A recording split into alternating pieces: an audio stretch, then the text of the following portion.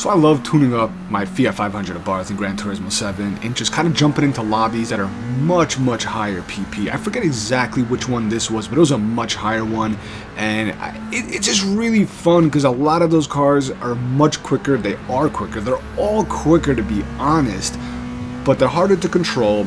A lot of times people can't take turns with them, and I'm not gonna lie, if I had one of those too and I kept driving, it's gonna take time to get used to it, to control the power.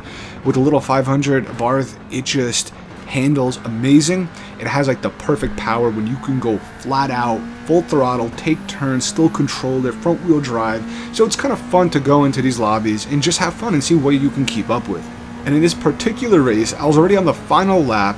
I already passed a Lamborghini, which you're gonna see. I'm just gonna kind of skim through the video. And then I was about to pass this McLaren, and I believe I probably would have passed both of them and held that position to the end, which is just fun to be doing that in a little tiny Abarth 500. The PP on this is like, I don't know, between 600 and 650, I believe, from recollection.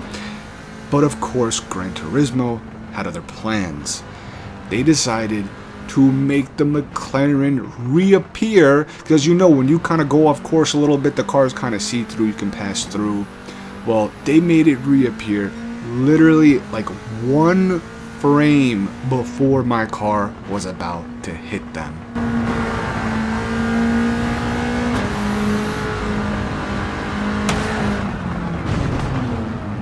Let's look at that in slow motion again. Literally right before, I had no chance to get out of this. I saw him, you know, see through, he's sideways. I'm like, alright, just zoom right by him and keep going. No point to turn the wheel or do anything. And literally the frame or two before he appears, boom, I hit him, bounce off. And you're gonna see the Lambo took a while to pass, because like I said, he was pretty far behind. The McLaren was still trying to get out of there. And of course, then I ended in last place. But it's still fun to do this. The Abarth 500, I think, is an underrated car in the game. It's really fun. It's definitely an easier car to drive. Now, me myself, I own a Fiat 124 Spider Abarth, which is the same engine as the 500s, but they don't got the 124 Spider in the game. But I still have built up a passion for the Fiat and Abarth cars, as I've owned my Fiat 124. You can check out the main channel for that, which is just Driven District. I have a big turbo on my personal car with all bolt-ons.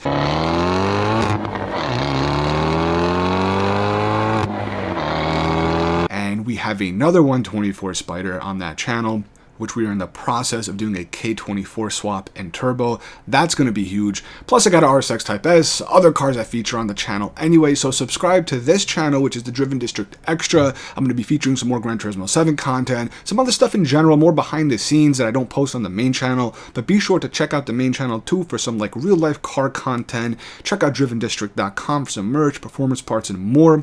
Subscribe, comment, like, all the good stuff. Thanks a lot. I appreciate it. I'll catch you guys in the next one.